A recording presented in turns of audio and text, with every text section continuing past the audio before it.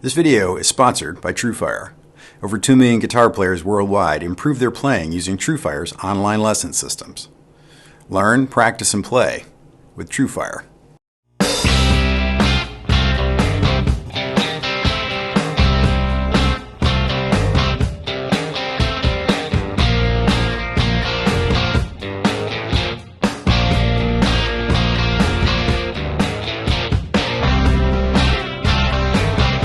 Hi, this is Keith Williams. Welcome to 5-Watt World, where we're interested in helping you get the most music from the least gear. Beatles or Stones? That was the question when I was a kid, and I mean a little kid. Born in 1960, most of what I'm going to describe in this video took place before I was in middle school. But even then, on playgrounds, if you were a kid that liked music, another kid would ask you, the Beatles or the Rolling Stones, as if that's all they needed to know about you as a person. Did you identify with the publicly proper and poppy Beatles, or the bad boys of 60s rock, the Rolling Stones? I'll own it here. With my cropped farm kid haircut and button-down shirts, it's no wonder I was more on the Beatles end of things. It'd be many years before I listened to the Stones and could hear the messages of the 60s in a new light in their songs. Their record, Some Girls, was released the year I went off to college. I was taking an art appreciation course that required us to go downtown to the Memorial Art Gallery once a week, and the guy with the Volvo wagon that drove us played Some Girls and Zappa's Joe's Garage on alternating repeat. At the time, I was living on a steady diet of Genesis, Yes, and Rush. Those raucous, blues-drenched tunes felt primitive by comparison, and always left me feeling, if I'm honest, just a little bit uncomfortable. So last month, I embarked on this project a little naively. I knew that Keith Richards was a well-known accumulator of guitars, but I honestly had no idea of the magnitude. But as I listened to the albums that encompass this story, I was surprised by how similar the tones are as he changed guitars and amp rigs from album to album. Here is a strong argument that guitar tone comes first from an idea in our head, then, if we're lucky, from our hands. But guitars there are, and some are more important than others, so we're going to follow an arc from Keith's first guitar to macabre. And no matter what you might have answered to the Beatles versus Rolling Stone question in the 60s, if you've ever wondered what guitar was being played when in the life of the Rolling Stones, then stay tuned, because this is the short history of the guitars of Keith Richards. If you enjoy our videos, take a minute to subscribe and hit the bell icon to be notified when we put out new videos. And if you've already subscribed, swing by the store to grab a t-shirt or a hoodie to support what we're doing here. If you don't need another hoodie, but want to become a bigger part of 5-Watt World, think about becoming a friend of 5-Watt on Patreon. The links are in the description. And in responses, I've also added a tip jar as well. Keith Richards was born on December 18, 1943. He was not a very good student, and after being required to repeat a year in high school, his parents sent him off to art school as something of a last chance. Keith's grandfather was a musician, and when he'd go visit there'd be a piano, a fiddle, and a guitar maybe sitting in the corner. By the time he was 15, he convinced his mom to buy him a guitar on time for £7. It was an inexpensive Rossetti acoustic, made entirely of plywood, like most inexpensive acoustics were in the 50s. Keith's dad taught him a few chords, but from there on, he settled into being self-taught, listening to blues and rock and roll records over and over to learn the songs. His mother recalled that the first song he learned to play was Elvis Presley's version of That's All Right, Mama. Hanging around the art school, he was trading riffs with other students, many of whom were better players than Richards, and he drank it up. Richards was more interested in learning to play the guitar seriously than he was about playing in a band.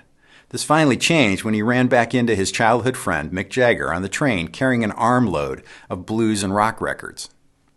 Another friend, Richard Clifford Taylor, had known Mick at grammar school and went to Sidcup Art School with Keith. He ended up being the bridge between the two in the earliest days of the Rolling Stones. This earliest trio of Richard, Jagger, and Taylor were playing tunes collected from Jagger's blues record collection, Muddy Waters, Jimmy Reed, and Chuck Berry. Jagger was ordering records directly from Chess Records in the States, and though they took 6 months to arrive, they gave the trio access to music that they would otherwise never have heard. Richard's next guitar was a Galatone Valencia, which were sold in London during the heady days of skiffle, a simple F-hold guitar to which he added a cheap Japanese pickup. Gallo was actually a South African company, which came about when Eric Gallo opened a record shop in Johannesburg back in 1926. By the 50s, they were exporting inexpensive instruments to London, and these found their way into the hands of many skiffle and early blues guys. Hanging around in London, Jagger and Richards would run into Alex Corner. By 1962, with jazz on its way out, Corner had put together Blues Incorporated. Modeled on a Chicago blues sound, it had Corner on guitar, Cyril Davis on harmonica, and Charlie Watts in the back on drums. Corner's band was gigging at the Ealing and Marquee clubs, and they would regularly let some of the other R&B guys sit in with them for a couple of tunes. Brian Jones would drive 100 miles to sit in with the band in London at the Ealing Club under the name Elmo Lewis. It was during this period of sitting in with Corner that Keith got his first real amplifier, a Selmer Little Giant. Described as being about the size of a transistor radio, the Little Giant was a 4-watt amp similar to a Fender Champ.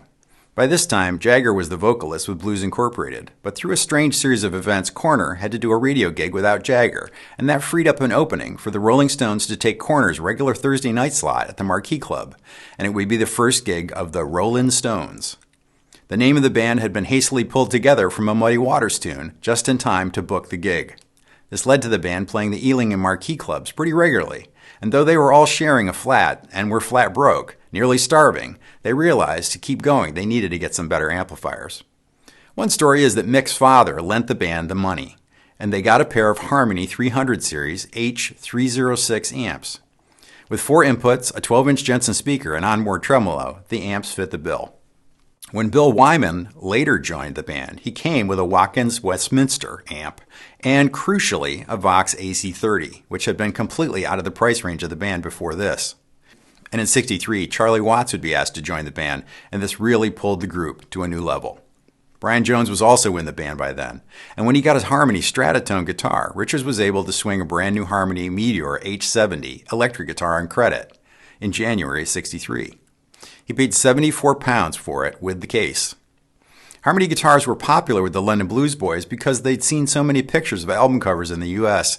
of their American blues heroes playing Harmony guitars. The H70 was a thin hollow body, single cutaway, 2 gold foil style pickups, and had 2 volume and 2 tone controls.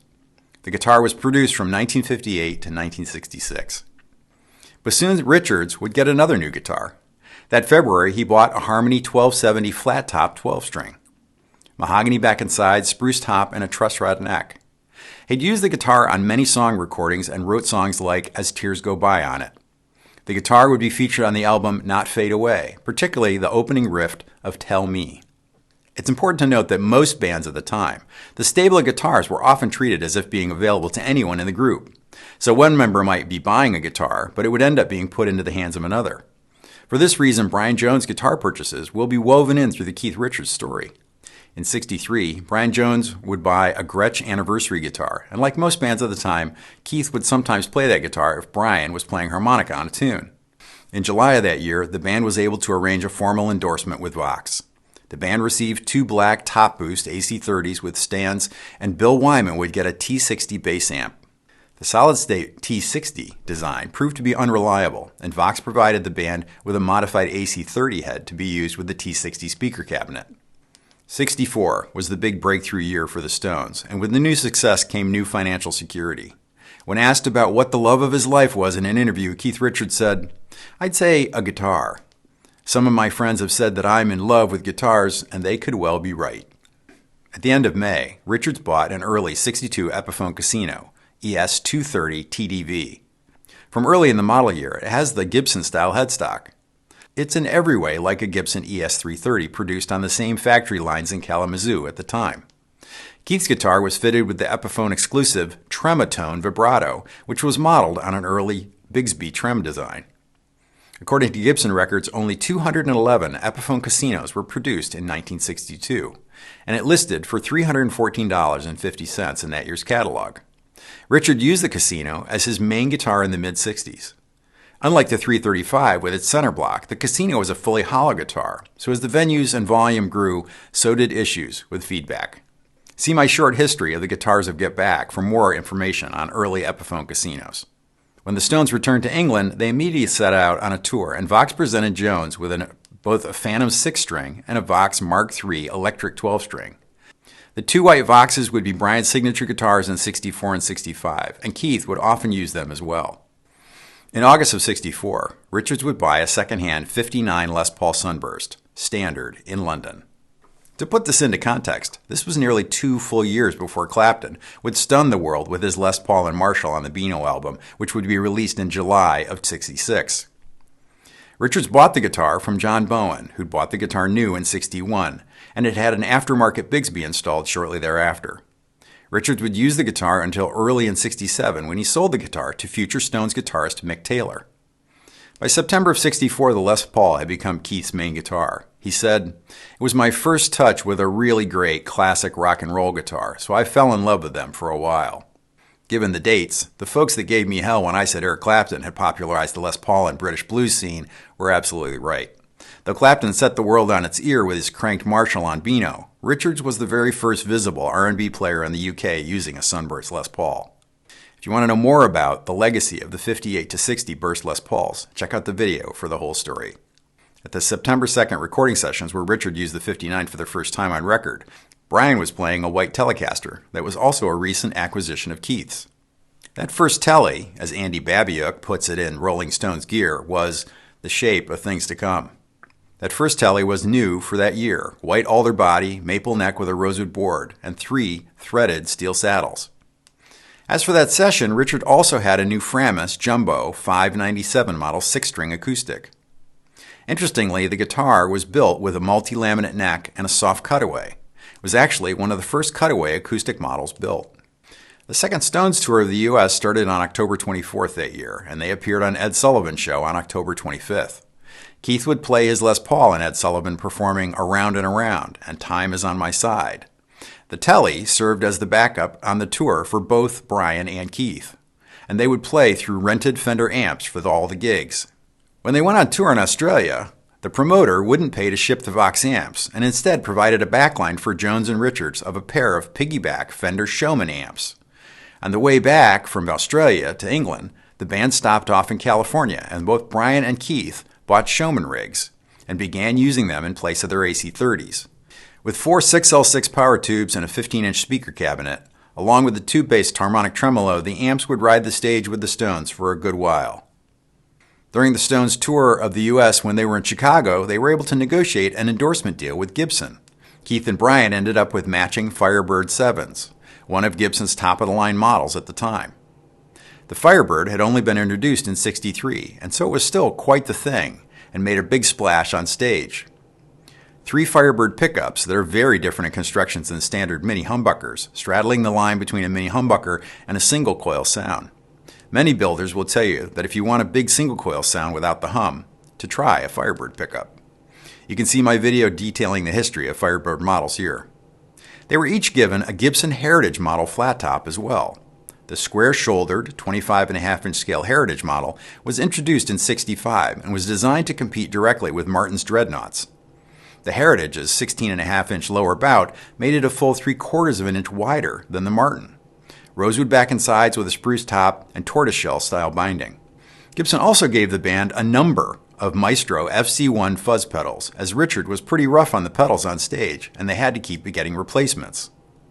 Of course, Richard's use of the FC1 on the then soon-to-be-released Satisfaction revolutionized the way fuzz pedals were seen among guitarists. He played the newly acquired Firebird into the fuzz for the famous riff and the acoustic guitar part on the Heritage model acoustic. Keith would give his Satisfaction Firebird to producer Dave Hassinger after the session for Paint It Black. Around the same time, Keith acquired a Gibson Hummingbird acoustic. The Hummingbird had been released in 1960. His was mahogany back and sides, had a spruce top and an industrial saddle bridge. The Hummingbird would become one of Keith's main acoustics and would appear on numerous recordings. Brian Jones got a Hummingbird as well, and they would use both guitars as parts on the backing tracks on Paint It Black. I've partnered with TrueFire as a sponsor because I believe in what they do, using world-class teachers to create online lessons. I've used them for years and my playing always improves when I start a new course.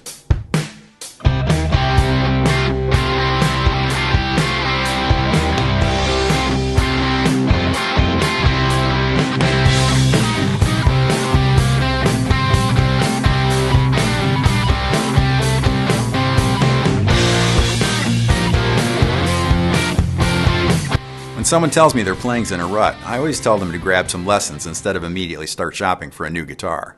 I really like TrueFire, and I think if you give them a shot, you'll like them too.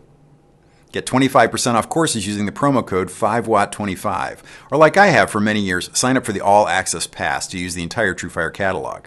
You can sample anything in the catalog with the All Access Pass and see what you want to learn next.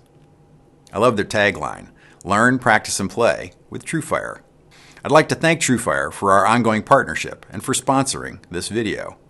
At the start of '66, Keith got a Guild Freshman model M65 guitar. The Guild catalog raved about the 24 3/4 inch scale length with a fully hollow body for resonance, along with making the guitar exceptionally light. The stock Freshman came with just one pickup, but Keith's guitar was customized with a pair of de-Armand 2000B pickups with a separate volume and tone for each. The catalog said that the Freshman guitar weighed just 5 pounds, and Keith's M65 became his main guitar for both stage and studio until the beginning of November '66. Shortly before the next Australian tour in '66, the Stones received a set of non-reverse Firebird 7 model guitars. The 7 was the top-of-the-line model in the redesigned Firebird body style. But before the tour in Australia, Keith played his Guild Freshman M65 using the Gibson Maestro Fuzz on Satisfaction and 19th Nervous Breakdown. He switched to the Gibson Heritage Acoustic for As Tears Go By. During a short tour of Europe that March, Keith was mainly still using the Guild, but he was also playing a new Sonic Blue Telecaster with a maple cap neck. Fender had begun offering the maple cap necks in '65. During the Stones' tour of the States in the summer of '66, Keith picked up a 1952 Gold Top Les Paul the day of the July 25th Hollywood Bowl concert. He'd play the guitar extensively on the RCA sessions at the end of the tour as well. This P90 loaded guitar had the classic mahogany body, gold-painted carved maple top, and mahogany neck. All the details can be learned in the short history of the Les Paul video, but the squirrely thing about these is that the wraparound tailpiece had the strings going under the bridge, preventing muting with the player's right hand. This would be fixed in '53, but there's no mention of the type of tailpiece on Richard's '52. After the sessions at RCA in September, they flew directly to New York for yet another appearance on The Ed Sullivan Show. During that taping, Keith played the late '50s Les Paul Custom Black Beauty guitar for the first time, using it appropriately enough on the taping of Paint It Black.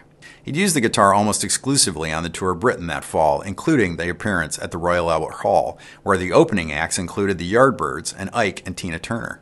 Although he kept buying guitars, Richards was mainly playing his Les Paul Custom during the first sessions they did in October at Olympic Studios. He'd use his non-reverse Firebird to find slightly different electric tones and reach for his Hummingbird when he needed an acoustic. It was around this time that Keith got interested in playing bass and would add fuzz tone bass parts, playing a Vox Wyman signature bass or his newly acquired '60s Fiesta Red precision bass. It was also on this session that Richards first used his Guild F212 acoustic 12-string. Guild had released the guitar late in '63, and it had a mahogany back and side, spruce top, and a tortoise-style pickguard. In late March of '67, Keith acquired a Gibson ES330 TD, ES standing for Electric Spanish, and TD stands for Thin Line Dual Pickup. Not surprisingly, he'd end up with a Gibson guitar that echoed so many of the features of his beloved Casino from the earliest years of the band. In the typical way guitars were added to the band's stable of guitars, though, this was a new guitar of Keith's. It was Brian Jones that principally used the guitar on the European tour that March and April of '67, while Keith remained in love with his Les Paul Custom. In '67, a promotional film was made named 2,000 Light Years from Home, and it's here where you see Keith moving to the Telecaster, playing his Sonic Blue Telly. Years later, Keith said, around '67 or '68, that's when I really started to get to grips with Fenders. Before that, I was using Gibsons and any other guitars that came my way, through Fender amps. Then I realized the Leo Fender Genius was matching the amp with the guitar. He continued, and also the Telecaster, for all its distinctive sound, is capable of quite a lot more than you'd expect. If you play around with it and put a humbucker on the top, it's really versatile. Going into '68, the Stones would famously start working with American producer Jimmy Miller and engineer Eddie Kramer. They would work with Miller until '73, producing such hits as Jumpin' Jack Flash, Honky Tonk Woman, Brown Sugar, Tumblin' Dice, and Angie. This is notable because the Stones turned back to their core blues roots, and Keith continued down his road to using open tunings that gave his rhythm parts their unique sound. In particular, he was using open D tunings on Beggar's Banquets, Street Fighting Man. Richard specifically cited players from the 20s and 30s like Bo Carter and Blind Willie Johnson. The tuning is D, A, D, F sharp, A, D. By this point, Keith and Mick were the songwriting engine of the band, and often by the time they got to the studio, Keith would be showing Bill Wyman the bass part he had in mind. To shortcut this process, Keith might end up playing a Fender Precision on many of the cuts himself, such as on Sympathy for the Devil from the Beggar's Banquet sessions. In the short film for Sympathy for the Devil, we see that Keith's Les Paul Custom has been painted with a moon and sun. This was done by Keith and his girlfriend, Anita Palenberg. He'd play this custom as his main guitar until the 1970 tour, where he can see playing another Black Beauty without the artwork. There was also a new acoustic in the studio on Beggar's Banquet, a mid-60s spec Gibson SJ200. Keith would eventually string the guitar in Nashville tuning, and it would appear on Wild Horses in that form in the hands of Mick Taylor. Going into '69, the main thrust was recording tracks for the Let It Bleed album, which were done between February and early July. On the sessions, Keith favored a Matten SE777 Australian-made electric that had come into the collection in November of '68, when Keith was primarily still playing his Moon Les Paul Custom. The Matten was an acoustic electric thin-line single cutaway guitar. It had a 24.5-inch scale, twin Matten Magna-Metal high-power pickups, and a factory-stock Bigsby vibrato. Photos from the session show Keith, Brian, and Mick all took turns on the Matten. By the end of the sessions, after months of heavy use, the stripped and refinished guitar quite literally fell apart, with the neck breaking off just as the final notes of Gimme Shelter were done. It was also in '69 that Keith would settle into his signature open G tuning that would typify nearly every Stones album that came after. They'd had Ry Cooder in for a couple of sessions, and though Keith had been aware of the tuning before, this was the first time he had a chance to watch someone playing it. Where Cooder was using a slide, Richards became fascinated with the chord possibilities. He famously took the low E string off the guitar, and that left him with 5 strings tuned G, D, G, B, G. Playing the 5 strings in open G lit Keith up after feeling stagnated on the guitar for a number of years. He said that the limitations spurred on his creativity. Richards said, "It restricts you so much, 5 strings, 3 notes, 2 fingers, and 1 asshole. There's something about being restricted that opens up the possibilities." According to Richards, the electric version of Honky Tonk Woman was likely the first recording of a Telecaster set up with the 5-string open G tuning, laying the foundation for the next 40 years. It was at these sessions that Mick Taylor joins the group in the studio as Brian Jones's replacement that summer. Taylor had known the Stones for a long time, back to when he was in Mayall's Blues Breakers, and he had bought Richards' '59 Les Paul. And so Keith's original '59 Les Paul rejoined the guitar stable by a very circuitous route. But by the time Taylor would be with the Stones, he was favoring a Gibson SG Standard with a Bigsby B5 vibrato added. Brian Jones's drug problems had left him a less and less productive member of the band, and by that June, they'd had to let him go. They announced that Mick Taylor would be Brian's replacement on June 13th. Brian would be found dead in his swimming pool on the night of July 2nd. Keith said at the time, "I used to tell Brian that he wasn't going to live to see 30. Near the end of June '69, Richards acquired a '58 Gibson Flying V, which according to Wyman had belonged to Albert King. The Flying V, of course, was part of the release of what often are referred to as the Carina guitars at Gibson, and were such a failure at the time, at their launch, that they were only built in '58 and '59. This became one of Keith's favorite guitars until it was stolen in France on October of '71. He first used the guitar at the Hyde Park concert in the summer of '69 and also on the appearance at Top of the Pops. See the separate video for details of the Flying V's history. In late spring of '69, Dan Armstrong gave Keith a prototype plexiglass guitar, the first of at least 4 different Dan Armstrongs that Richards would own. They were slated to tour the U.S. for the first time in nearly 3 years, and the Dan Armstrong Plexi guitar would be Keith's main guitar for that tour. For this reason, it became associated with Keith as much as his Telecaster would later. The 24.5-inch scale guitar had a maple bolt-on neck, dot inlays on a rosewood fingerboard, and 24 easily accessible frets. They were sold through Ampeg, and the '69 catalog listed them for $340 with a $50 extra for the case. They offered 6 different pickups for the guitar so you could get a wide range of sounds with the single guitar. Despite owning others later, Keith relied on the hand-built prototype guitar.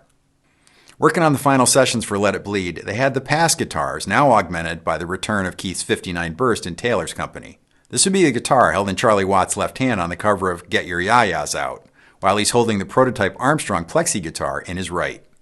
Another new addition in the stable came in the form of a '69 walnut finish Gibson ES355 TD SV, a top-of-the-line variation of the ES335 guitars originally issued by Gibson in '58. Also at the session were new acoustics, a 1930s National O-style resonator guitar, and a new '69 Martin D1220. Richard would go on to use the Martin in addition to his original Harmony 12-string acoustic. The Stones were being crushed financially in Britain. Essentially, they were paying 90% of all the money they earned beyond £15,000 a year in tax. Something had to give, and they decided to move to France for a year to escape the British tax structure. Once in France, they went to work on what would become Exile on Main Street. Keith then bought a modified solid-body Rickenbacker from an 18-year-old luthier named Ted Newman Jones III. This young American from Arkansas would become Keith's guitar tech, perhaps the world's first guitar tech even. The Rick was set up with 5 strings, and it would turn out to be the first of many 5 strings that Jones would put together for Richards. But most significantly of all, Keith began using a butterscotch blonde 1954 Telecaster that Eric Clapton had given him for his 27th birthday. He's used this same guitar ever since '71 and would later call it Macabre. Used on countless recordings and live shows, it's had some very interesting modifications done over time. The most evident, of course, is the replacement of the neck pickup with a humbucker. The original bridge was replaced with a solid brass unit with heavy brass saddles. The low E saddle has been removed as the guitar is set up for 5 strings and open tuning. The fret marker on the 17th fret has fallen out and has not been replaced, and the finish shows the specific wear of Richards' strumming style high up on the neck. As the Exile sessions in Nulcott, France were coming to a close, a number of guitars were stolen in 2 burglaries. During the first, Keith was watching TV in the house at the time of the burglary. The thieves took 9 guitars and Keith didn't hear a thing. The guitars lost included the Albert King Flying V and Wyman's Mustang bass. In another burglary at the same location, it was reported that they stole Keith's entire collection. Gibsons, Mustangs, Les Pauls, and Hummingbirds were all carried out the front door while the band slept. When Keith filled out the insurance form the next day, he listed the value of the collection as $44,000. Though memories vary, it seems that at the time, the Flying V, the prototype Dan Armstrong Plexi, the Ted Newman Jones Rickenbacker, the '59 Gibson Les Paul, one of the Hummingbirds, and Keith's Gibson 3-pickup custom Black Beauty and Keith's '64 Telecaster with the Rosewood fingerboard were all gone in the end. Of the loss, Keith said, "I didn't want to think about it, but I slowly started to build up a collection since then. I haven't lost one since. I learned my lesson. Don't leave them hanging around on a Saturday night." I always remember Anthony Bourdain saying in an interview that often when making his show for the Travel Channel, there were times when he'd wake up in the morning after having eaten too much street food or having drank way too much the night before, not feeling very well. And when this happened, he'd ask for a newspaper with his breakfast, and if Keith Richards was still alive after all that Richards had been through, Bourdain knew he'd still be okay. Or another joke that seems to come up often enough, that after the world ends, the only thing that will be left will be Telecasters, and Keith Richards here to play them. I was talking to Jason Laughlin, who composed and played the music for the video, and he said that he thought that this was the only major change in Keith's tone, when he tuned to open G and started playing Fender Tweeds. So if you all love this video, I'll come back and make one covering the next 20 years of guitars and tones of Keith Richards. Let me know you need that in the comments. If I missed your favorite guitar of Keith Richards, please put it in the comments for everyone to enjoy. I know from experience I can count on you. First, the video would not have been possible without the exhaustive work of Andy Babiuk and Greg Prevost in their Rolling Stones gear. It's an amazing companion book to his book on the Beatles gear and is still widely available. I need to thank Jason Laughlin for coming along again to play in the style of Keith Richards for this video. Jason's years as a studio musician hold him in good stead, and though we might know him for his country and swing jazz chops, there aren't many corners of guitar history he hasn't looked into. If you're not following his YouTube and lesson videos, you should be. The link's in the description. I need to thank Perry McManus for going over the script. When he was growing up, the kids on the playground were likely asking each other, Backstreet Boys or NSYNC, to which Perry probably answered, neither. It's one of the reasons I value his perspective and contributions to the scripts. I need to thank all of you that have clicked into the store to purchase a t-shirt, hoodie, or the Stomp preset pack. I really appreciate it. And in particular, I need to thank the friends of 5 Watt on Patreon. I love having you folks along for the ride and for the support of 5 Watt World. If you enjoyed the short history of the guitars of Keith Richards, hit the like button. And if you haven't subscribed yet, go ahead and hit that too. Thanks for watching. Until next time, this is Keith Williams. Thanks for being a part of the 5 Watt World.